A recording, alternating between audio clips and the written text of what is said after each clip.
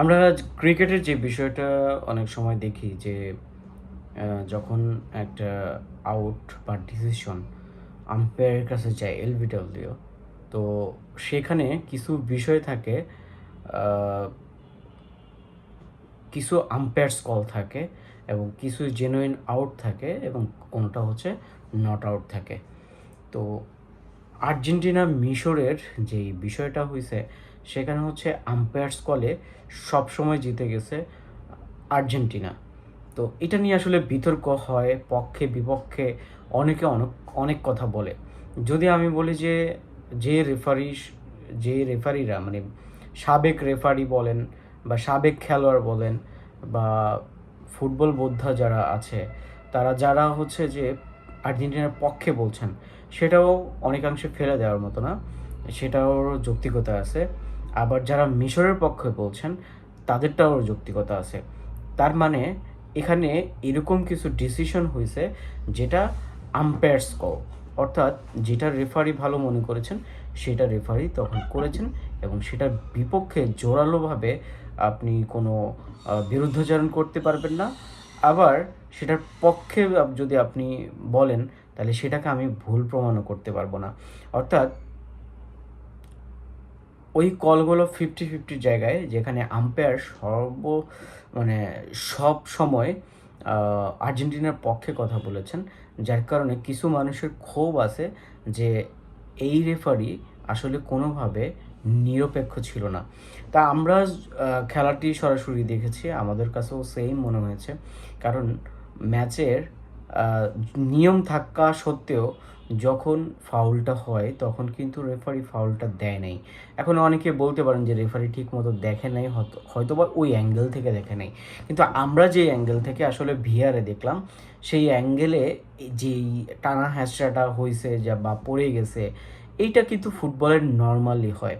আপনি দেখবেন যে যখন কর্নার কিক হয় তখন কিন্তু টানা হ্যাচড়া করে একজন আরেকজনটা একদম স্পষ্ট দেখা যাচ্ছে ধাক্কা দিতেছে, ধাক্কা দিয়ে ফালাই দিতেছে, মানে এরকম একটা সিচুয়েশন। তারপরে বল কে ক্যাচ আপ করবে সেই চিন্তায় থাকে। তো এই ধরনের ধাক্কাধাক্কি খুব নর্মাল ফুটবলে। বাট আপনি যদি 1.5 মিনিট পরে অর্থাৎ গোল হওয়ার পরে ওই ধাক্কা দেওয়ার বা টানা হ্যাচড়া করার এই বিষয়টাকে যদি আপনি ফাউল বলে গোল বাতিল করেন, তাহলে এটা আসলে মিশরের লাক খারাপ ছাড়া আর কিছুই হতে পারে না। যদি সেটা আর্জেন্টিনার পক্ষেও এরকমটা কিছু হইতো, সেটাও তাদের লাক খারাপই বলা যাইতো। কারণ ফুটবলে পেছনে এই যে গেঞ্জি টেনে ধরা বা এই ধরনের হাতে হাত লাগা বা ধাক্কাধাক্কি করে এই জিনিসগুলো, ওই বল যখন কারো পায়ে থাকে, সে যখন দৌড়াইতে থাকে তখন তার হাত দুই পাশে নড়তে থাকে যাতে তার পাশের প্লেয়ারটা তাকে কোনোভাবে রিচ করতে না পারে। এবং অনেক সময় দেখবেন যে যখন রিচ করে ফেলে তখন সে তার পৃষ্ঠদেশ দেখায় দেয়, মানে পিঠের অংশটা তার দিকে ফিরায় দেয় আর বলটা সামনে থাকে, মানে সে বলের চারপাশে ঘুরতে থাকে আর তার পাশে যে ট্যাকেল করতেছে তার সবসময় পশ্চাৎ দেশ অর্থাৎ ব্যাক সাইড দিয়ে এইভাবে তাকে আড়াল করে রাখে। তো এই বিষয়টা কি, অনেক সময় দেখবেন যে বল কর্নার কিকের মানে নিজেদের বার পোস্টের ওই পাশে চলে যাচ্ছে, তখন কিন্তু বলটাকে গার্ড অফ অনার দিয়ে তারপরে হচ্ছে যে দাগের বাইরে করে পাঠায়। তো সেক্ষেত্রে প্রতিপক্ষের যে প্লেয়ার সে কিন্তু বারবার ট্রাই করে বলের রিচ পাওয়ার জন্য, তাকে কিন্তু এইভাবে হাতটা দিয়ে এইভাবে মানে তাকে আটকায় রাখা হয় যাতে বলটা তার সামনে দিয়ে দাগের পার হয়ে যায়। তাতে সে যেহেতু এটা টাচ করে নাই, তাহলে এটা কর্নার কিকও হবে না, গোল কিক হবে। সো ওইভাবেও আমরা অনেক দেখছি। তো এগুলাকে আসলে কোনো সময় ফুটবলে ফাউল ধরে না। ফাউল ধরে সেটাকে, যেটাকে একদম মানে মোটামুটি একটা ল্যাং মেরে ফালায় দেওয়া, অথবা হেডের সময় ধাক্কা দিয়ে ফালায় দেওয়া, হ্যাঁ বিভিন্নভাবে, বা হেড দিতে গেছে তখন জুতো দিয়ে সে ওই মানে পা উপরে তুলে বল সেভ করার সময় মাথায় লেগে গেছে বা এরকম টাইপের, অথবা দুই পাশ থেকে দুইজন প্লেয়ার টেনে তাকে ধাক্কা দিয়ে ফালাই দিছে ওরকম কঠিনভাবে।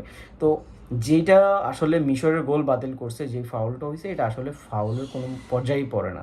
হ্যাঁ, কিন্তু যদি সেটাকে ফাউল ধরে পরবর্তীতে ভিআরে, তাহলে আমার মনে হয় না যে যদি ফুটবলের আগামী ম্যাচগুলোতে 10টা গোল হয় তার 5টাই হবে মানে এইরকম, যদি ভিআর চেক করে যে 2 মিনিট আগে কি হয়েছিল, এই বলটা এখানে আসার আগে কি কি ঘটতেছিল, যদি ওইগুলো সব চেক করে, তাইলে আমার মনে হয় না যে 10টার মধ্যে 10টা পিওর গোল হবে, 10টার মধ্যে 5টা গোল বাতিল হয়ে যাবে, যেটা নর্মালি এখন হচ্ছে।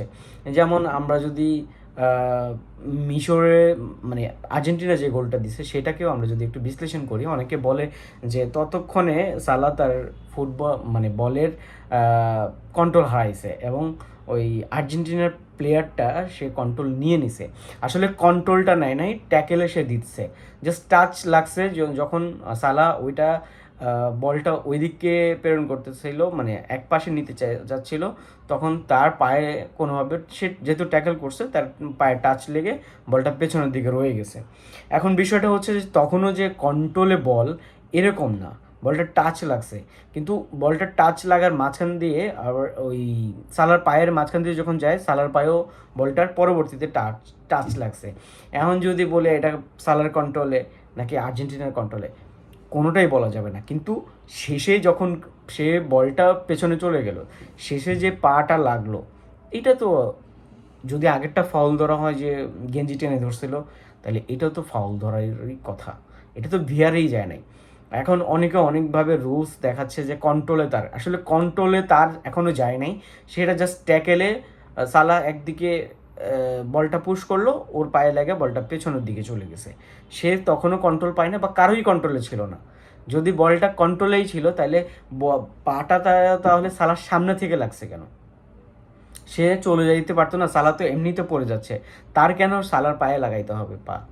তো বিষয়টা হয়েছে এখানে অনেকে অনেকভাবে পক্ষে বিপক্ষে অনেক কিছু বলবে, কিন্তু রেফারি যেটাকে মানে দুইটাই সামান্য বিষয় ছিল। আগেরটা রেফারি ফাউল ধরছে, ভিআরে গেছে, এবং ভিআরের যে রেফারিরা ছিল তারাও হচ্ছে যে সিগন্যাল দিছে যে ওখানে ফাউল হইতে পারে।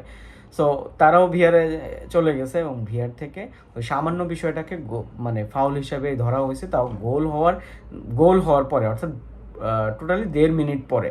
সো এটা আনফেয়ার। হ্যাঁ, তারপরে পরে যেটা হইলো সেটা গোল মানে ভিআরও চায় নাই, অথবা মাঠের রেফারিও চায় নাই যে এটা আসলে ভিআরে যাক, তো সেটাকে আসলে ফাউল দেয় নাই। এখন যেখানে 50-50 কল, এগুলো ধরলেও ধরা যায়, না ধরলেও ধরা যায়, সেখানে সবসময় রেফারি আর্জেন্টিনার পক্ষে গেছে, এবং যার কারণে আর্জেন্টিনার মানে সমালোচনা এখন সবাই করতেছে। বিষয়টা এরকমই। তো যেই যেই ধরনের ফাউলগুলো হয়েছে, আমি দেখছি যে মিশরের সাথে যে ফাউলগুলো হয়েছে, অনেক ফাউল কাউন্ট করে নাই, পড়ে আসলে প্লেয়ার কাউন্টই করে নাই, কিন্তু সেটা আর্জেন্টিনার বেলায় একটুখানি কিছু হইলেই ফাউল ধরা হয়েছিল। এটা আমি পক্ষে বিপক্ষে বলতেছি না, এটা যারা ম্যাচ দেখছে, ইভেন যারা আর্জেন্টিনা করে আমার পরিচিত, তারাও অনেকে বলছে যে রেফারি নিরপেক্ষ ছিল না।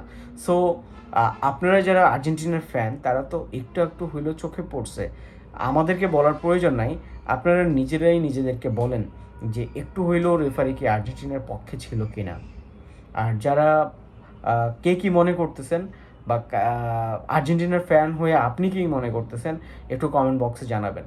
আমরা বিতর্কও চাই না, আমরা চাই খেলাটা মজা করে উপভোগ করতে। খেলাটা আসলে উপভোগ্য হবে এবং তর্ক বিতর্ক থাকবে, কিন্তু আমরা কেউ কারো শত্রু না, কেউ কারোর সাথে ঝগড়া করবো না।